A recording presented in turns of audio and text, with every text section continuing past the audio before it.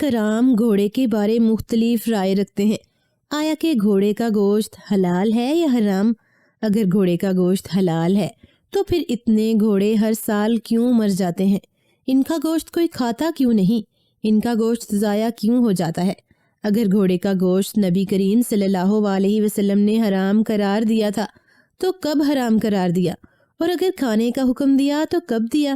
امام مالک، امام احمد، امام محمد حنفی، امام یوسف اور امام شافی کے نزدیک گھوڑے کا گوشت حلال ہے، جبکہ امام جعفر صادق اور امام ابو حنیفہ گھوڑے کے گوشت کو مکروہ تحریمی قرار دیتے ہیں۔ پہلے اس پر بحث کرتے ہیں کہ گھوڑا حلال کیوں ہے۔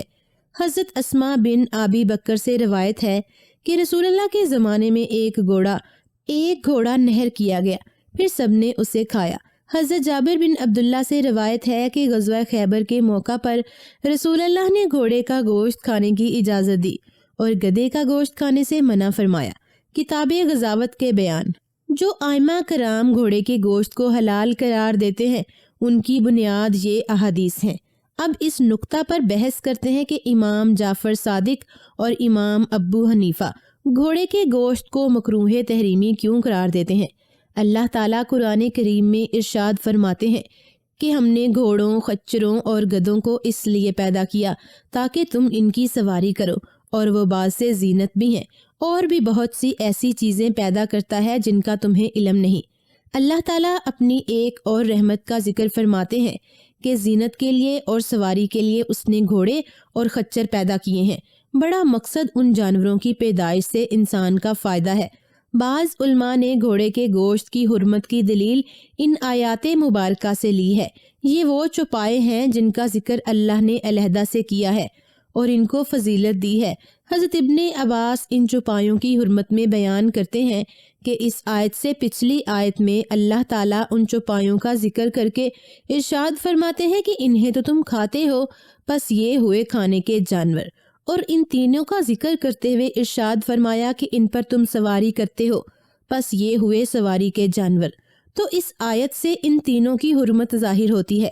امام احمد بن جنبل مسند احمد میں لکھتے ہیں کہ عبداللہ بن حارث فرماتے ہیں کہ حضرت عثمان غنی کے دور خلافت میں میرے والد محترم مکہ مکرمہ میں کسی عہدے پر فائز تھے۔ میرے والد بیان فرماتے ہیں کہ حضرت عثمان غنی ایک دفعہ مکہ مکرمہ تشریف لائے تو ہم نے ان کا استقبال قدید نامی جگہ پر کیا، ایک گھوڑا شکار کیا اور اسے پانی اور نمک میں پکایا، گھوڑے کی ہڈیوں سے گوشت الگ کر کے اس کا سالن تیار کیا، پھر ہم نے یہ کھانا خلیفہ وقت حضرت عثمان غنی اور ان کے ساتھیوں کو کھانے کے لیے دیا۔ ساتھیوں نے جب یہ دیکھا کہ گھوڑا پکایا ہے تو کھانے کی طرف اپنا ہاتھ نہ بڑھایا۔ حضرت عثمان غنی نے فرمایا کہ نہ تو ہم نے اس کا شکار کیا ہے اور نہ ہی اسے شکار کرنے کا حکم دیا۔ ایک غیر محرم جماعت نے اس کا شکار کیا، اس کو پکایا اور تیار کر کے ہمارے سامنے پیش کر دیا، تو اب اس کو کھانے میں کیا حرج ہے؟ کون اس کا کھانا جائز قرار دیتا ہے؟ لوگوں نے حضرت علی کو بلوایا۔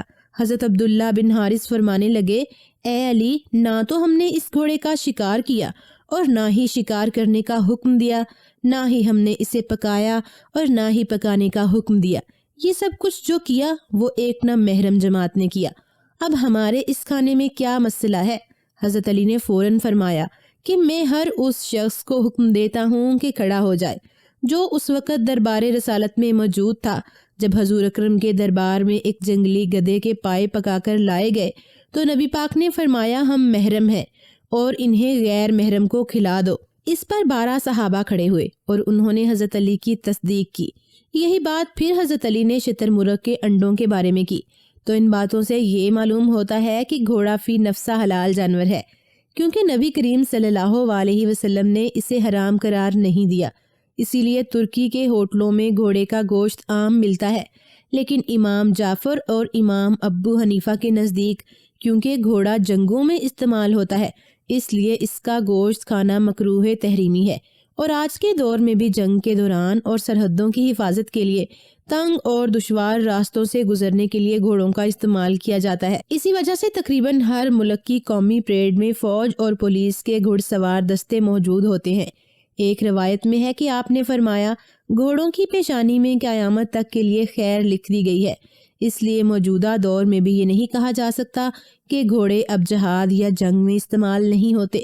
موجودہ زمانے میں بھی گھوڑے کا گوشت کا حکم یہی ہے کہ اس کا گوشت حلال ضرور ہے، مگر اس کے گوشت کا کھانا مکروہ تحریمی ہے۔